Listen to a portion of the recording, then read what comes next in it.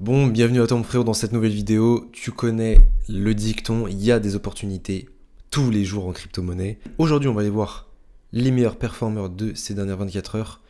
On va parler un peu des news intéressantes qui se passent en crypto en ce moment. Et reste bien connecté sur cette vidéo parce que je vais te présenter aussi une crypto que tu aurais pu attraper, qui selon moi a un bon potentiel et qui, selon moi aussi, a encore pas mal de gains à nous offrir. On va aller regarder un peu le narratif de cette crypto juste après et ça commence tout de suite. Allez, on commence tout de suite sur Crypto Bubble. Bon, la map est assez rouge, les frérots. On a un casque qui nous fait un 9,9%. On a un peu de vert par-ci par-là. On a du AAV, on a du thon, on a des grosses. Enfin, on a des petits retracements sur Ordi, Brett, WIF. Jasmine qui avait plutôt bien perf. Donc, rien de fou non plus. Écoutez, pour l'instant, les alts restent plutôt bas, hein. On avait eu un rebond sur les alts. Là, ça reste plutôt bas. Il se passe pas grand chose, donc il va falloir rester patient. Et on avait aussi là qui était rentré en top 100, on a Mog qui a fait une grosse perf là dernièrement. Ça retrace un peu forcément. Mais très bonne performance de la part de Mog. On avait eu presque un. Je crois qu'on a vu un x2 sur Mog, hein. J'en avais parlé peut-être dans l'avant-dernière vidéo, quelque chose comme ça. Ça nous a fait une très belle performance, donc plutôt pas mal, hein. Mog, à mon avis, là il y a la guerre entre Popcat et Mog.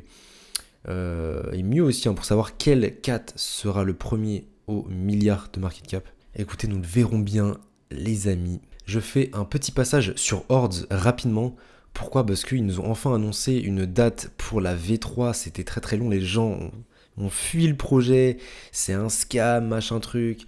C'était tellement long que les gens voilà, se sont impatientés. Et tu regardais dans les commentaires Twitter, ouais, c'est un scam, machin.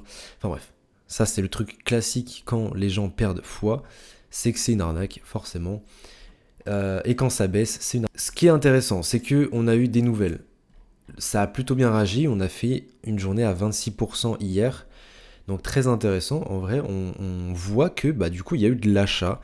Les gens sont quand même restés connectés au projet, sont quand même, on va dire, gardés en vision, le projet, donc c'est intéressant. Or, pour moi, c'est un gros potentiel. Ils ont proposé les runes. Et écoutez, à surveiller, hein, à surveiller. Là, les prix, écoutez, sont bons forcément avec la bougie. On est dans un marché en ce moment là où c'est plutôt calme. Les bougies sont. Bon, enfin, il n'y a pas trop de volatilité. Donc ça corrige, forcément. Ça peut pas nous faire un x10 tout de suite comme ça. Mais à garder à l'œil, en tout cas, intéressant de ceux qui ont acheté le bottom, très intéressant, je pense. Donc voilà, c'est un projet que je garde à l'œil et que j'ai toujours considéré comme un projet à fort potentiel, surtout avec un narratif de la BTCFi qui est de plus en plus, qui se développe de plus en plus, donc à garder à l'œil tout simplement. Ensuite, on va passer aux fameux ETF Ethereum. C'est long.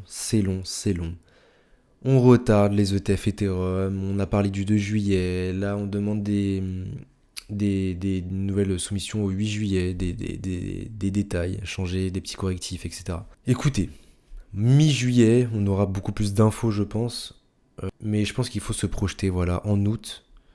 Ce mois de juillet, ça va être un peu un mois, je pense, qui sera dans le vert, je pense qu'il pourrait être dans le vert, sachant que sur BTC, on est quand même avec un RSI qui est en survente.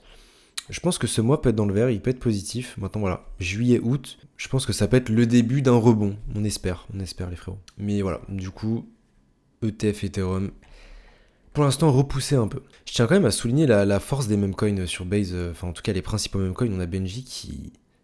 C'est assez incroyable comment ça latéralise.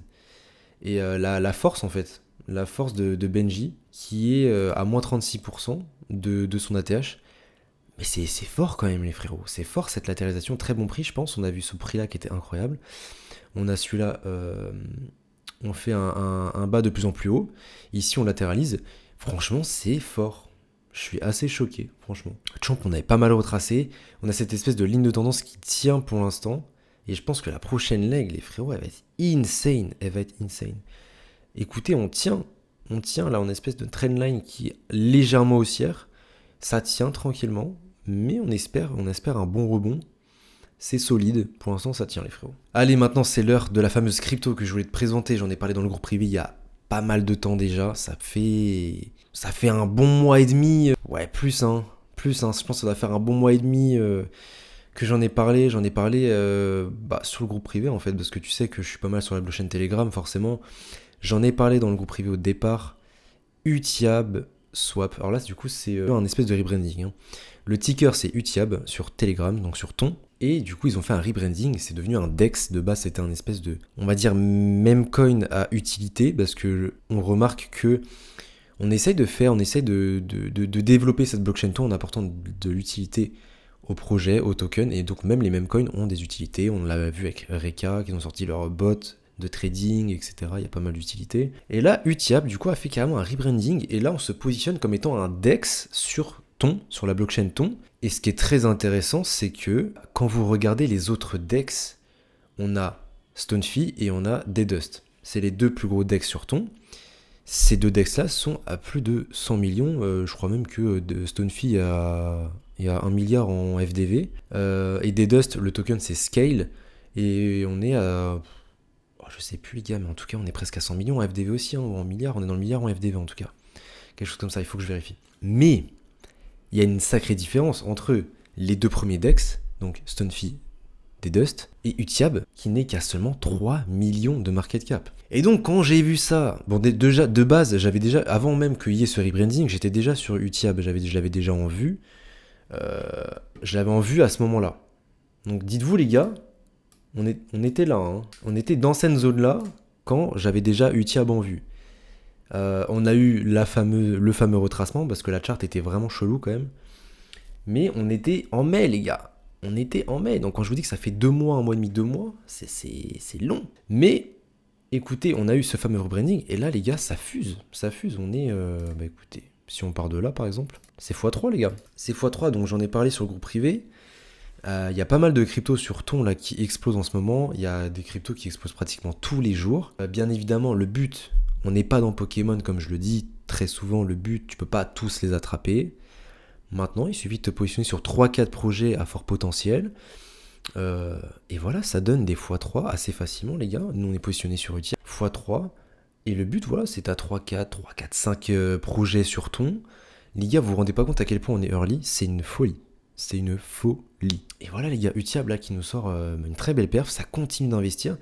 Et je pense que, écoutez, un repricing peut-être est possible avec UTIAB, qui va essayer de se rapprocher d'un Daydust ou d'un Stonefy, ça continue de bosser. On va aller voir le Twitter justement. Donc si ça vous intéresse, le Twitter est ici les frérots. Hop, du coup, là dernièrement ils nous ont mis des petites news, ils vont sortir du coup une espèce de V2 avec des améliorations de bugs, etc. forcément. Ils ont sorti un bridge aussi. Donc le but, encore une fois, hein, c'est d'essayer de ramener un maximum de personnes sur la blockchain Ton. Donc forcément, il faut du bridge. On l'a vu avec le bot aussi de Reka qui permet de bridge de Solana à Ton. C'est très intéressant. On sait qu'il y a beaucoup de gens qui tradent les mêmes coins sur Solana. On va essayer de grappiller un peu des utilisateurs de Solana et les ramener sur Ton. C'est ce qui se passe en ce moment. Il y a énormément de personnes qui viennent sur Ton. On a le stacking qui arrive. On a les fiat qui arrivent. Ça peut être très intéressant, les frérots. Wallet browser intégration. Des fixes, des bugs. On fixe les bugs de swap. On améliore la performance. Donc les gars, franchement, si ça continue de bosser, c'est très intéressant, les potos. Très très intéressant. Hein. Alors ça, on voit un espèce de 30% APY. Est-ce que du coup c'est le UTIAB? Alors j'imagine peut-être. Hein. On a vu que les DEX proposent, Stonefy et Scale proposent des très bons taux de stacking. Les gars, honnêtement, s'ils proposent du stacking d'UTIAB, je pense qu'on va voir le prix exploser. Parce que stacking, ça veut dire on ne touche pas à sa crypto, on la laisse travailler, donc moins de pression vendeuse aussi. Les potos, c'est très intéressant. Là, ce que je vous montre, les gars, c'est intéressant. On est qu'à 3-4 millions de market cap, les potos. 3-4 millions de market cap, c'est propre. Donc des très bons gains arrivés, je pense que c'est pas la fin, c'est que le début. Encore une fois, les gars, on est en période de peur sur les marchés, on est en période de peur. Donc UTIAB Swap, très intéressant, c'est une crypto que j'ai dans mon portefeuille, que j'ai partagé dans le groupe privé. D'ailleurs, mon frérot, si rentrer sur les mêmes coins ça t'intéresse, que t'es pas mal sur les alts, mais que tu vois que le narratif des mêmes coins ça perf, t'as envie de te positionner, t'as envie de savoir un peu ce qui se passe, quelles sont un peu les tendances, les narratifs, j'ai créé justement un groupe privé qui est là pour te donner, entre guillemets, ma liste de mêmes coins, les informations aussi, que moi, personnellement, j'aurais aimé savoir il y a 6 mois, 12 mois, qui te permettent justement d'accélérer tes gains, de te positionner sur des cryptos, sur des narratifs à l'avance, parce que dis-toi que les gens ne savent même pas comment investir sur Ton. Là, ça commence. ça commence quand même à faire parler, de plus en plus de gens arrivent sur ton, mais t'es early mon frérot, je ne l'ai cessé de le répéter, tu es early. Et ça se voit ici. Regarde les charts, c'est que dalle. C'est que dalle. La plupart des meme coins sont entre 4 et 10 millions de market cap. C'est tout. C'est tout. Alors que Solana, t'as des 100 millions dans tous les sens. Donc c'est early, mon frérot. N'hésite pas à rejoindre le groupe privé. Je te le mets en description. T'as une communauté avec qui tu vas pouvoir échanger aussi. Et c'est là que je te partage les meme coins que je repère. Il y a des meme coins un peu plus risqués. J'ai une liste de meme coins, on va dire, valeur sûre, même si ça reste risqué, mais entre guillemets, c'est les meme coins qui, selon moi, ont un fort potentiel et qui ont déjà prouvé, qui se sont déjà instaurés comme des meme coins majeurs dans leur écosystème, que ce soit sur Base, Ton. Et donc, c'est très intéressant ce qui se passe sur Uniswap. On va continuer à surveiller ça. Je vais continuer à en parler sur YouTube. On va un peu suivre l'évolution. En tout cas, je suis positionné. Et les amis, on va patienter tranquillement pour la suite. On espère un mois de juillet dans le vert. Ça arrive, les frérots, ça arrive. Il faut rester patient. Et écoutez, on va se retrouver pour une prochaine vidéo. N'hésite pas à liker, commenter, partager et même t'abonner si la vidéo t'a plu. Et nous, on va se retrouver pour une prochaine vidéo. Ciao tout le monde.